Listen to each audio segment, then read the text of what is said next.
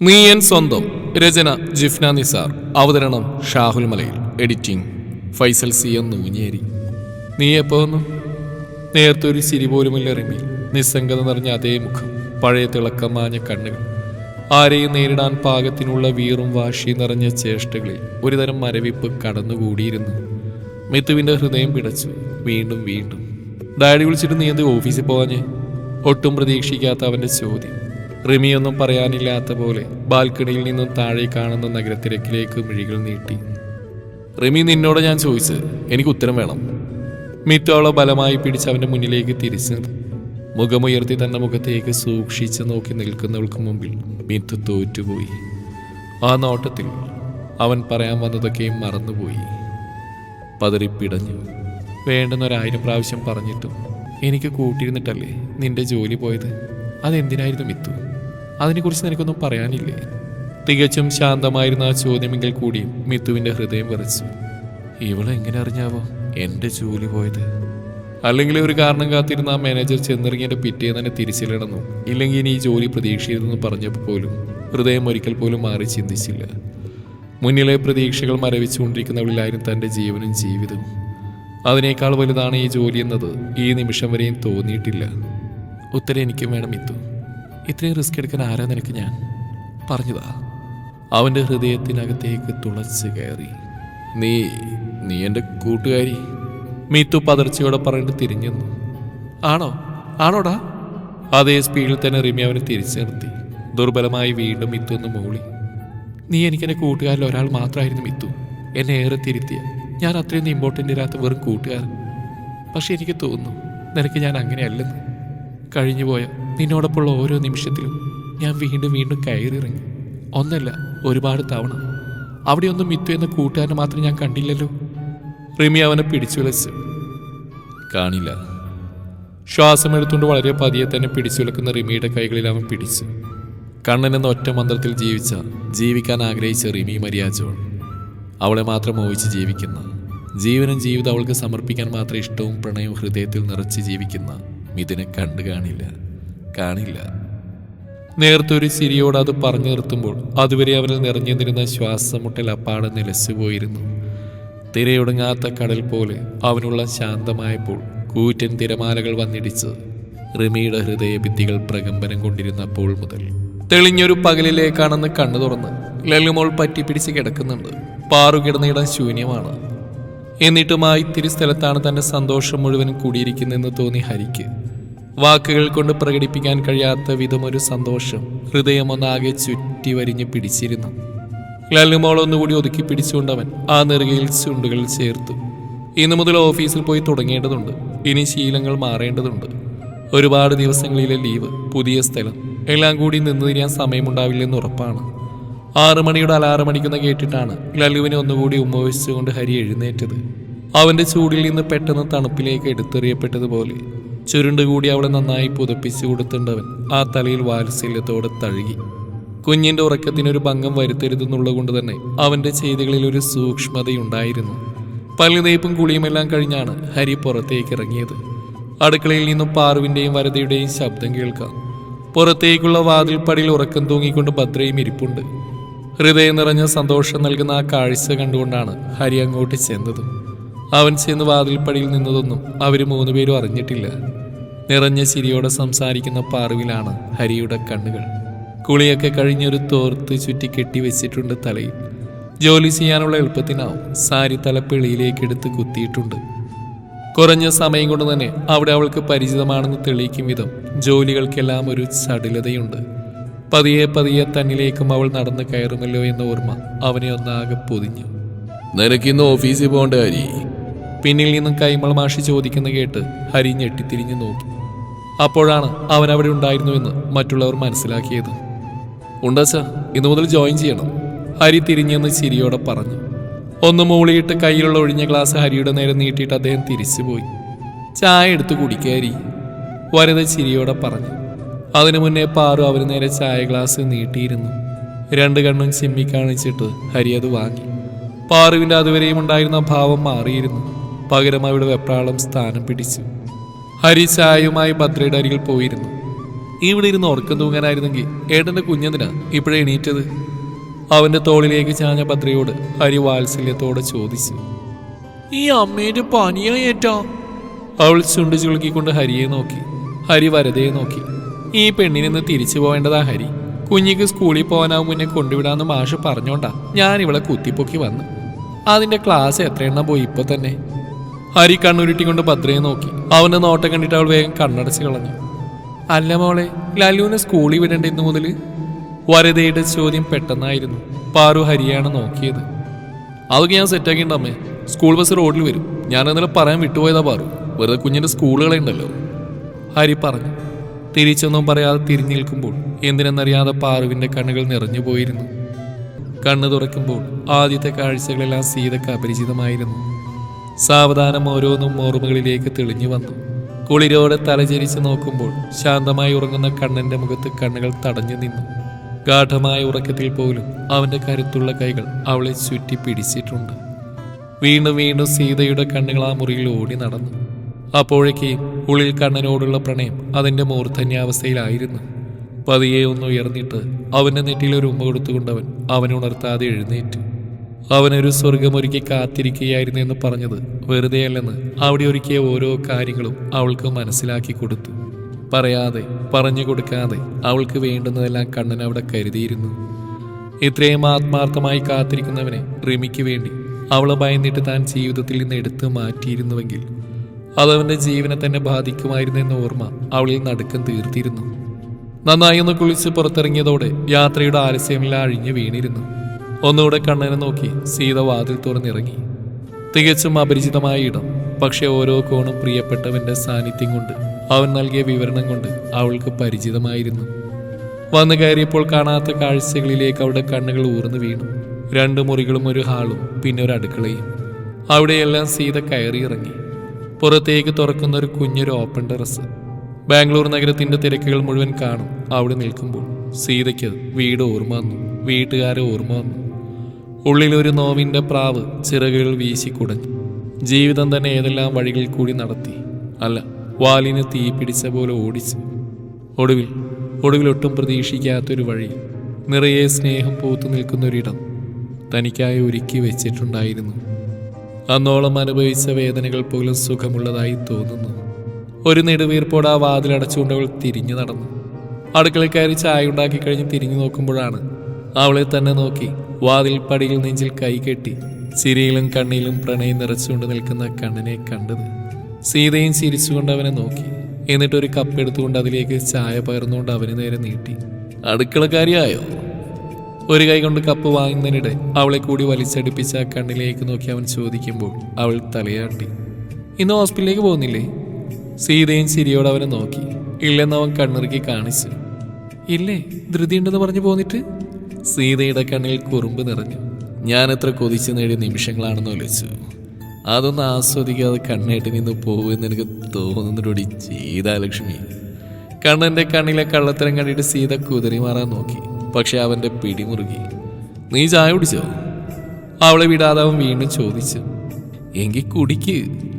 അവൻ ആ കപ്പ് സീതയുടെ ചുണ്ടോട് ചേർത്ത് വെച്ചു കൊടുത്തു. ഇത് കണ്ണേട്ടിട്ടുള്ളല്ലേ? നമ്മൾ തമ്മിൽ അങ്ങനെ കൊണ്ടുപോയി സീതാലക്ഷ്മി, ഞാനും നീയോ എന്നൊക്കെ നമ്മളല്ലേ? പറഞ്ഞതും ഒന്നുകൂടെ അവനിലേക്ക് അവളെ ചേർത്ത് പിടിച്ച് കവിളിൽ അമർത്തി ഉമ്മ വെച്ചു. ഇവിടേക്ക് നിനക്ക് ഇഷ്ടമായോ? കാതരയായി അവന്റെ ചോദ്യം. സീത തലയാട്ടി. വീണ്ടും ഹൃദയത്തോളം ആഴ്ന്നു പോകുന്ന അവന്റെ നോട്ടം ആത്മാവിനാഴങ്ങളിലേക്കെന്ന പോലെ അലിഞ്ഞിറങ്ങുന്ന ആർദ്രമായ നോട്ടം. സീത അവന്റെ പ്രണയത്തിന്റെ തുടക്കത്തിൽ തന്നെ തളർന്നു പോയിരുന്നു. അവനിലാവട്ടെ അത് കൂടുതൽ കൂടുതൽ ലഹരി നിറച്ചു. എനിക്കിതൊന്നും വേണ്ടെങ്കിൽ ഞാൻ വേറൊരു ജോബിന് അപ്ലൈ ചെയ്തിട്ടുണ്ട്. മിക്കവാറും ഒരാഴ്ച കൊണ്ട് റെഡിയാവും. ജോണിന്റെ മുന്നിൽ നിന്നത് പറയുമ്പോൾ മിത്തുവിനെ തന്നെ നോക്കിയായിരുന്നു അയാൾ. ആ നിമിഷം അയാൾക്ക് അവനോട് ബഹുമാനമാണ് തോന്നിയത്. റിമിക്ക് വേണ്ടിയാണ് അവൻ ലീവ് എടുത്തത്. അക്കാരണം കൊണ്ടാണ് അവന്റെ ജോലി പോയത്. എല്ലാം അറിഞ്ഞുകൊണ്ട് നല്ലൊരു ജോലി അവൻ ഓഫർ ചെയ്യുമ്പോൾ അതവൻ നിരസിക്കുകയാണ്. സ്വയം നേടിയെടുത്തു കൊള്ളാമെന്ന് അഭിമാനത്തോടെ പറയുകയാണ്. വേണമെങ്കിൽ അവൻ ഈ അവസരത്തെ മിസ്യൂസ് ചെയ്യാമായിരുന്നു. ചെയ്യുന്നില്ല എന്നത് പോട്ടെ, അങ്ങോട്ട് കൊടുക്കുന്ന പോലും സ്നേഹത്തോടെ വേണ്ടെന്ന് പറയുന്നു. ജോൺ പുൻസിരിയോടെ മിത്തുവിനെ നോക്കി. ഔദാര്യമല്ലല്ലോ മിഥുൻ. തനിക്ക് അതിനുള്ള അർഹതയുണ്ട്. എൻ്റെ കമ്പനിക്ക് തന്നെ പോലെ ഒരാൾ ആവശ്യമുണ്ട്. ഈ ജോലി തനിക്ക് ആവശ്യമുണ്ട് എന്നതിനേക്കാൾ എനിക്ക് തന്നെ ആവശ്യമുണ്ട് എന്നതാ സത്യം. ജോൺ അവൻ്റെ തോളിൽ തട്ടിക്കൊണ്ട് പറഞ്ഞു. അങ്കിൾ, ഞാൻ അവനൊരു ഉത്തരം പറയാനായില്ല. എന്നെ ഒന്ന് ഹെൽപ്പ് ചെയ്യടോ മിഥുൻ. ഞാനും എൻ്റെ മോള് ഓഫീസിൽ പോകാനാവുന്നവരെങ്കിലും. ജോൺ വീണ്ടും ആവശ്യപ്പെട്ടു. മിത്തുവിനൊന്നും പറയാൻ കഴിയാത്ത വിധം ജോൺ അവനെ ഒരു സ്നേഹത്തിൻ്റെ ചങ്ങലയണിയിച്ചു. ഹരി റെഡിയായി വരുമ്പോഴേക്കും പാറു ചായ എടുത്ത് വെച്ചിരുന്നു. മനഃപൂർവ്വം വരത് അവൻ്റെ കാര്യങ്ങളിൽ നിന്നും വിട്ടു നിൽക്കുമ്പോൾ പാറുവിന് പിന്നെ അത് ചെയ്തു കൊടുക്കേ നിവൃത്തിയുള്ളൂ. അകന്നു നിന്നാൽ അവരെന്നും അങ്ങനെ നിന്നു പോകുമെന്ന് ആ അമ്മ മനസ്സ് ഭയന്നു. മോള് റെഡിയായില്ലേ പാറു? കഴിക്കാനെന്നോട് ഹരി ചോദിച്ചു. ഭംഗിയായി ഒരുങ്ങിയിറങ്ങിയ അവനിൽ ഒരു നിമിഷം അവളുടെ കണ്ണുകൾ തടഞ്ഞു നിന്നു. ഹരിയിൽ ഒരു കള്ളച്ചിരിയുണ്ട് ആ നോട്ടം കണ്ടപ്പോൾ. ഉറക്കെ എന്തോ പറഞ്ഞ് ചിരിച്ചുകൊണ്ട് കുഞ്ഞിയിൽ അല്ലു അങ്ങോട്ട് കടന്നു വന്നപ്പോൾ രണ്ടുപേരുടെയും ശ്രദ്ധ അവരിലേക്ക് മാറി. അവർക്ക് പിറകെ തന്നെ പോവാൻ റെഡിയായി ഭദ്രയും വന്നു. കുഞ്ഞിയിൽ അല്ലുവും ടേബിളിൽ വലിഞ്ഞു കയറി ഹരിയുടെ അരികിലേക്ക് ഇരുന്നു. ലല്ലു സ്കൂൾ യൂണിഫോമാണ്. കുഞ്ഞിക്കിനി അവളുടെ വീട്ടിൽ ചെന്നിട്ട് വേണം ഡ്രസ്സ് മാറിയെടുത്ത് പോവാൻ. വലിയ ദൂരെയൊന്നുമല്ല ഭദ്രയുടെ വീട്.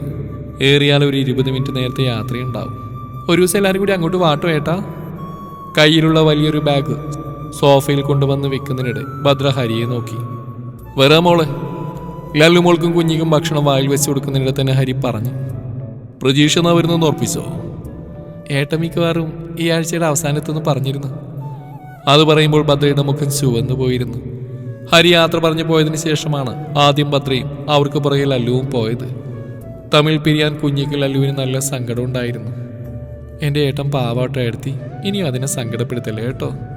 കാറിൽ കയറിയിരുന്നതിന് ശേഷമാണ് ഭദ്ര പാറുവിനെ നോക്കി വിളിച്ചു പറഞ്ഞത്. മാഷും വരതയും ചിരിയോടെ നോക്കുന്ന കണ്ടിട്ട് പാറു ചമ്മിപ്പോയിരുന്നു. ദിവസങ്ങൾക്ക് സന്തോഷത്തിന്റെ മേമ്പൊടിയുള്ളതുകൊണ്ട് തന്നെ ഓരോ നിമിഷവും ഹൃദ്യമായിരുന്നു.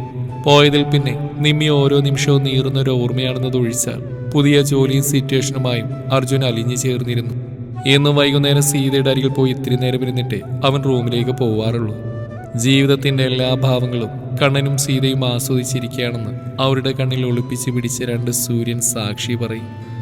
സീതയും അജു ഒരുമിച്ച് കൂടുമ്പോഴേക്കും അവർ പാറുവിനെ വിളിക്കും. ഹരിയോട് അടുക്കാൻ മാത്രം ഇച്ചിരി ഒരു അകലം കാത്തു വെച്ചിട്ടുണ്ടെങ്കിലും ആ വീടുമായി പാറു നന്നായിട്ട് ഇണങ്ങിക്കഴിഞ്ഞെന്ന് അവളുടെ ചിരിയിലുണ്ടായിരുന്നു. ചിറ്റയെയും അജുമാമനെയും ഒരുമിച്ച് കാണുമ്പോൾ ലല്ലുവിന് ലേശം കുശുമ്പ് തോന്നാറുണ്ടെങ്കിലും ഹരിയുടെ സ്നേഹവാത്സല്യങ്ങളെക്കാൾ ശക്തിയൊന്നും അവൾക്കതിൽ കണ്ടുപിടിക്കാനായിരുന്നില്ല. ഹരി അന്വേഷിച്ചപ്പോൾ അച്ചായെന്ന് നീട്ടി വിളിക്കുന്ന ലല്ലുവിനെ നോക്കുമ്പോൾ സീതയുടെയും അജുവിന്റെയും കണ്ണുകൾ ഒരുപോലെ നിറഞ്ഞു തൂവി. മൂർച്ചയുള്ള സ്വരത്തോടെ സെബാം വർഗീസ് ആൾക്കൂട്ടത്തെ വകഞ്ഞു മാറ്റിക്കൊണ്ട് ചോദിച്ചു. പോലീസ് യൂണിഫോം അല്ലായിരുന്നിട്ട് കൂടിയും അവന്റെ എടുപ്പ് കണ്ടിട്ട് അവിടെ കൂടിയവരെല്ലാം ഒന്ന് ഒതുങ്ങി. ആൾക്കൂട്ടത്തിൽ അപമാനിതയായതിന്റെ വേദന കൊണ്ട് നിറഞ്ഞ മിഴിയോടെ അവൾ ആര്യ തലകുനിച്ച് നിൽക്കുന്നു. ഹൃദയം മുറിയുന്ന വേദനയോടെ സെബാൻ അവളെ നോക്കി. അവന്റെ കണ്ണിലേക്ക് രോഷം ഇരച്ചു കയറിയത് പെട്ടെന്നായിരുന്നു. ആര്യ, എന്താണ് പ്രശ്നം? അലിയോട് അവൻ ആര്യയെ തൊട്ടു വിളിച്ചു. വിതുമ്പിക്കൊണ്ട് അവനെ നോക്കിയതല്ലാതെ അവൾക്കൊന്നും പറയാനായില്ല. എന്താ കാര്യം? വീണ്ടും അവന്റെ ശബ്ദമുയർന്നു. അവള് പറയില്ല, ഏട്ടന്റെ കൂടെ പെൺവാണിപ്പം നടത്തുന്നവളല്ലേ? കൂട്ടത്തിൽ നിന്ന് ആരോരാൾ വിളിച്ചു പറഞ്ഞു. സെബാൻ ഒട്ടും പ്രതീക്ഷിക്കാതെ ആര്യ അവന്റെ നെഞ്ചിൽ മുഖം ഒളിപ്പിച്ച് പിടിച്ചിരുന്നു. ആ നിമിഷം, നിങ്ങളിൽ ആരെങ്കിലും കണ്ടിട്ടുണ്ടോ ഇവളത് ചെയ്യുന്നത്? അലറും പോലെ ചോദിക്കുമ്പോൾ നെഞ്ചിൽ ഒതുങ്ങി അവൾ അവൻ പൊതിഞ്ഞ് പിടിച്ചിരുന്നു. ഇനിയും എങ്ങനെയാണ് അച്ഛ? അറിഞ്ഞുകൊണ്ട് ഒരക്ഷരം എതിർപ്പ് പറയാതെ ദേഷ്യം കാണിക്കാതെ അവൾ നമ്മളെ തോൽപ്പിക്കുകയല്ലേ? സ്നേഹം കൊണ്ട് തോൽപ്പിക്കാൻ അവൾ ശ്രമിക്കുമ്പോൾ അതേ സ്നേഹം നമ്മൾ അവളോടും കാണിക്കണ്ടേ? നിഖിൽ അച്ഛനെ നോക്കി. അയാളൊന്നും പറയാതെ നെഞ്ചൊഴിഞ്ഞുകൊണ്ട് അവനെ നോക്കി. പാവല്ലേ അച്ഛ, പണ്ട് അവൾക്ക് തന്നെ വാശിയൊന്നുമില്ലല്ലോ. നമ്മളെന്താണോ പറയുന്നത് അതനുസരിച്ച് വളർന്നവളല്ലേ നമ്മുടെ മോള്. ഇതിപ്പോൾ അവളുടെ ജീവിതം, അവളുടെ ഇഷ്ടം. ഒരാളോട് ഇഷ്ടം തോന്നുന്നു അയാൾക്കിപ്പോൾ ഒരു ജീവിതം ഷെയർ ചെയ്യാൻ കുതിക്കുന്നു. അത്ര വലിയ തെറ്റൊന്നുമല്ലല്ലോ. നിഖിലിന്റെ കണ്ണിൽ അനിയത്തിയോടുള്ള വാത്സല്യം. അച്ഛൻ നാളെ ബ്രോക്കർ പിള്ളിയോട് വരണമെന്ന് പറഞ്ഞത് ഹൃദയം പൊടിഞ്ഞ് കേട്ടുന്ന അവളെൻ്റെ അനിയത്തിയാണ് അച്ഛ. എനിക്കാ സങ്കടം കണ്ടില്ലെന്ന് നടിക്കാനാവില്ല. അവൾക്കൊപ്പം നിൽക്കാനാ എൻ്റെ തീരുമാനം. നിഖിലിന്റെ ഉറച്ച സ്വരം. അച്ഛന്റെ മുഖത്തേക്ക് നിഖിൽ വിശ്വാസം വരാത്ത പോലെ നോക്കി. അവള് ജീവിക്കട്ടെ നിക്കി. അവൾ ആഗ്രഹിക്കുന്നതിനൊപ്പം സന്തോഷമായിട്ട് ജീവിക്കട്ടെ. അത് തന്നെയല്ലേ നമ്മുടെ ആഗ്രഹവും. വാതിൽക്കൽ തറഞ്ഞു നിൽക്കുന്ന നിമിക്ക് അതിൽ കൂടുതൽ പിടിച്ചു നിൽക്കാൻ വയ്യായിരുന്നു. അച്ഛനോടൊന്ന് കേണ് പറയാൻ വന്നവളാണ്. നാളെയാണ് ബ്രോക്കർ പിള്ളയോട് ഇവിടെ വരെയും വരാൻ പറഞ്ഞുകൊണ്ട് വിളിച്ചിട്ടുള്ളത്. മറ്റൊരാൾക്ക് മുന്നിൽ പോയി നിൽക്കേണ്ടി വരുന്ന ഗതികേട് ഓർക്കുമ്പോൾ തന്നെ തളർന്നു പോകുന്നു. അതൊന്ന് പറയാൻ വന്നവളാണ്. കാറ്റുപോലെ അവൾ ഓടിച്ചെന്ന് നീക്കി ഇറുകെ പിടിച്ചു. കരച്ചിലോടെ തന്നെ അവന്റെ നെഞ്ചിൽ മുഖമിട്ട് ഉരച്ചു. വാത്സല്യത്തോടെ സ്നേഹത്തോടെ അവൻ അവളുടെ മുഖം പിടിച്ചുയർത്തി നെറ്റിയിൽ ചുണ്ട് ചേർത്തു. നിന്റെ സന്തോഷമല്ലേ നിമി ഞങ്ങൾ ആഗ്രഹിക്കുന്നത്. അത് അർജുനോടൊപ്പമായിരിക്കുന്ന പൂർണ്ണ ബോധ്യമുണ്ട്. നിനക്കൊപ്പം ചേരാൻ അവനുള്ള മുഴുവൻ കുറവുകളും നിന്റെ ഏട്ടൻ പരിഹരിക്കും. ചിരിയോടെ നിക്കി പറയുമ്പോൾ നിമ്മി അവന് നേരെ കൈകൾ കൂപ്പി. ശേഷം ആ കൈകൾ അവൾ അച്ഛൻ്റെ നേരെയും കൂപ്പിക്കൊണ്ട് വിതുമ്പി. പോയിട്ട് നിന്റെ അർജുനോട് ഈ സന്തോഷം പറയൂ. കൂടുതൽ അവളെ കരയിക്കാതെ നിക്കി പറഞ്ഞു വിട്ടു. അച്ഛൻ കാണാതെ നിറഞ്ഞ കണ്ണുകൾ തുടച്ചുകൊണ്ട് അവൻ തിരിഞ്ഞു നിന്നു. ദേ റിമി, വെറുതെ വാശി പിടിക്കാതെ. എടുത്തിട്ടാലും നിന്നെ കൂടി ചെല്ലുന്ന അവന്മാർക്ക് വാക്കും കൊടുത്തിട്ടാണ് വന്നേക്കുന്നത്. അതുകൊണ്ട് മര്യാദക്കുന്ന ചാടണിക്കാതെ വരുന്നുണ്ട് നീ. മിത്തു അത്യാവശ്യം കലിപ്പിലാണ്. റിമി പക്ഷെ പാറ പോലെ ഉറച്ചു നിൽക്കുന്നു. ഒരക്ഷരം മിണ്ടുന്നില്ല. പതിവ് നിസ്സംഗത തന്നെ. ബാംഗ്ലൂരിലെ കണ്ണന്റെ സുഹൃത്തുക്കളെല്ലാം കൂടി നടത്തുന്ന ഫംഗ്ഷൻ വൈകുന്നേരമാണ് അറേഞ്ച് ചെയ്തിട്ടുള്ളത്. അതിന് കാരണം കണ്ണന്റെ തിരക്കുകൾ തന്നെയാണ്. കണ്ണൻ എത്രയൊക്കെ വിളിച്ചിട്ട് റിമി വരുന്നില്ലെന്ന വാദത്തിൽ തന്നെ ഉറച്ചു നിൽക്കുമ്പോൾ മിത്തു അത് ഏറ്റെടുത്തു. അവളെയും കൊണ്ട് ചെല്ലുമെന്ന് കൂട്ടുകാരോട് വാക്കും പറഞ്ഞുകൊണ്ട് വന്നതാണ്. ജോണിന്റെ കൂടെ അവരുടെ കമ്പനിയിൽ ജോയിൻ ചെയ്തിട്ടുണ്ട് മിത്തു. തുടരെ കാണേണ്ടി വന്നിട്ടും അവളുടെ നിസ്സംഗം നിറഞ്ഞ മുഖത്തൊരു പ്രതീക്ഷയുടെ നേർത്ത വെളിച്ചം പോലും മിത്തുവിനെ കാണാനായിട്ടില്ല. അന്ന് പറഞ്ഞ ഇഷ്ടത്തിന്റെ തണുപ്പും പറഞ്ഞ് അവനൊരിക്കലും പിന്നെ അവളിലേക്ക് ചേരാൻ ശ്രമിച്ചിട്ടുമില്ല. കാരണം മുറിപ്പെട്ട ആ മനസ്സിലെ വേദനകൾ അറിയാൻ കഴിഞ്ഞില്ലെങ്കിൽ പിന്നെ അവളെ സ്നേഹിക്കുന്നു എന്ന് പറയുന്നതിൽ എവിടെയാണ് സത്യം? ഇത്രയൊക്കെ പറഞ്ഞിട്ടും ബെഡിൽ അനങ്ങാതെ കൂനിക്കൂടിയിരിക്കുന്നവളെ മിത്തു അരികിൽ ചെന്നിരുന്നുകൊണ്ട് കുലുക്കി വിളിച്ചു. പ്ലീസ് റിമി, ഒന്ന് വാ. നീ കൂട്ടിക്കൊണ്ട് ചെല്ലുമെന്ന് വാക്ക് കൊടുത്തിട്ടാണ് ഞാൻ വന്നേക്കുന്നത്. നീ പോവാൻ നോക്കി മിത്തു, ഞാൻ വരുന്നില്ല. എനിക്കിവിടെ ഞാൻ വരുന്നില്ല. അവൾ കാൽമുട്ടുകൾ കൂട്ടിവെച്ചിട്ട് അതിലേക്ക് മുഖം പൂഴ്ത്തി. മിത്തുവിന് സങ്കടം വരുന്നുണ്ട് അവൾ നോക്കുമ്പോഴൊക്കെ. ഇതുപോലൊരു ഫംഗ്ഷൻ നടത്തുമ്പോൾ അതിന്റെ പൂർണ്ണ ഉത്തരവാദിത്തം ഏറ്റെടുത്തുകൊണ്ട് ഉത്സാഹത്തോടെ നടന്നിരുന്നവളാണ്. ഇനി എന്താ പറയേണ്ടെന്നറിയാതെ അവന് ഇരുന്നു പോയി. നിർത്താതെ അടിക്കുന്ന ഫോൺ വിളികളിലെല്ലാം ചോദിക്കാനുള്ളത് ഒറ്റ ചോദ്യമായിരിക്കുമെന്ന് അറിയാവുന്ന പോലെ അവനതൊന്നും എടുത്തില്ല. ബെല്ലടിച്ച് മടുത്തിട്ടെന്ന പോലെ അവയെല്ലാം സ്വയം നിശബ്ദമായി. വീണ്ടും ആ ഫോണിലേക്ക് കൂട്ടുകാരുടെ വിളിയെത്തുമ്പോൾ ആദ്യം മുഖമുയർത്തി നോക്കിയത് റിമിയാണ്. ഫോണിന്റെ നേരെ ഒന്ന് നോക്കുകൂടി ചെയ്യാതെ സ്വയം മറന്നെന്ന പോലെ തലകുനിച്ചിരിക്കുന്നവനെ നോക്കി അവളും അങ്ങനെ ഇരുന്നു. ഫോൺ എടുക്ക്, കുറെ നേരം അത് ബെല്ലടിക്കുന്നു. റിമി അവന്റെ തോളിൽ തട്ടി വിളിച്ചു. എന്നിട്ട് അവൻ അനങ്ങിയില്ല. എന്നൊന്നും മനസ്സിലാക്കി മിത്തു. അങ്ങേയറ്റം ദയനീയമായ സ്വരം. നെഞ്ചി പിടഞ്ഞിട്ട് അവൻ അനങ്ങിയില്ല. അവർക്ക് മുമ്പിൽ പോയി നിൽക്കാൻ എനിക്ക് വയ്യടാ. എന്നെ തുറിച്ച് നോക്കുന്ന പോലെ. മിത്തുവിന്റെ കയ്യിൽ പിടിച്ച് പറഞ്ഞുകൊണ്ട് റിമി തലകുനിച്ചു. അതിന് നീ എന്താ തുണിയെടുക്കാതെയാണ് അങ്ങോട്ട് പോകുന്നത്? അതോ നീ അവരോട് തെറ്റുവല്ലം ചെയ്തിട്ടുണ്ടോ? ഉള്ളൊരുപാട് നേരിട്ട് അവൻ ഗൗരവത്തോട് ചോദിച്ചു. റിമിക്ക് ഉത്തരമില്ലായിരുന്നു. ഒന്നുമില്ല, നീ ഞങ്ങളുടെ പഴയ കൂട്ടുകാരി തന്നെയാ. ഒരു മാറ്റവും ഇല്ല. മാറിയെന്ന് തോന്നുന്നത് നിനക്കാ, ഞങ്ങൾക്കല്ല. മിത്തു അവളുടെ തോളിൽ ചേർത്ത് പിടിച്ചുകൊണ്ട് പറഞ്ഞു. നീ പോ മിത്തു, അവർ കാത്തിരിക്കും. വെറുതെ നല്ലൊരു ഫംഗ്ഷൻ നീ എനിക്ക് വേണ്ടി മിസ് ചെയ്യില്ലേ പ്ലീസ്. റിമിയുടെ സ്വരം നേർത്തു. പോകുന്നുണ്ടെങ്കിൽ നമ്മൾ ഒരുമിച്ച്, ഇല്ലെങ്കിൽ ഞാനും പോകുന്നില്ല. നിന്നെയും കൂടി ചെല്ലാന്ന് വാക്ക് പറഞ്ഞു പോയിട്ട് ഒറ്റ കയറി ചെല്ലാൻ എനിക്കും വയ്യ. അവനും അതേ ഭാവത്തിൽ പറഞ്ഞു. എന്തിനാണ് എന്നെ ഇങ്ങനെ? എൻ്റെ സ്നേഹം ഇതുവരെയും നിനക്കൊരിക്കലും ബുദ്ധിമുട്ടായിട്ടില്ലല്ലോ. ഇനിയും അതങ്ങനെ തന്നെയാവും, പേടിക്കണ്ട. അവൾ പറഞ്ഞു തീരും മുന്നേ മിത്തു പറഞ്ഞു. ശാന്തമാണ് അവൻ്റെ മുഖം, വാക്കുകളും. എന്നിട്ട് റിമിയുടെ നെഞ്ച് കനത്തു. പേടിയുണ്ടായിരുന്ന അവൾക്ക് ആരോടും പറഞ്ഞിട്ടില്ലെങ്കിൽ കൂടി അവനാ കാണിക്കുന്ന നിഷ്പക്ഷമായ സ്നേഹത്തിൽ വീണു പോകുമോ എന്ന്. നശിച്ചെന്ന് താൻ സ്വയം വിധിച്ച ശരീരവും മനസ്സും ജീവിതവും പതിയെ അവനിലേക്ക് ചായുമോ എന്ന്. അതുകൊണ്ടാണ് പരമാവധി അവനിൽ നിന്ന് അകലം പാലിക്കുന്നത്. പക്ഷെ യാതൊരു മാറ്റവുമില്ലാതെ എന്നും വന്ന് കാണുന്നുണ്ട്. ഭാവമാറ്റം ഏതുമില്ലാതെ അവൻ്റെ വിശേഷം പറയുന്നുണ്ട്. ഓഫീസ് കാര്യങ്ങൾ ചർച്ച ചെയ്യുന്നുണ്ട്. മെന്റലി ഒരുപാട് തകർന്നു നിൽക്കുന്ന ഈ അവസ്ഥയിൽ ഡാഡിക്ക് അവൻ്റെ പ്രസൻസ് എത്രയോ വലുതാണെന്ന് അറിയാതെയല്ല. അല്ലെങ്കിലും ചില ബന്ധങ്ങൾ അങ്ങനെയാണ്. എത്രയൊക്കെ കുതറി മാറാൻ ശ്രമിച്ചാലും ഹൃദയം കൊണ്ടെന്ന പോലെ ചേർത്ത് പിടിക്കുന്നവർ. വിരലുകൾ അറുത്തുമാറ്റി ചോര പൊടിഞ്ഞാലും നനുത്തൊരു ചിരിയോടെ കൂടുതൽ പിടിമുറുക്കിക്കൊണ്ടേയിരിക്കും. തുടരും ഈ കഥയുടെ അവസാന ഭാഗം നാളെ ഇതേ സമയം.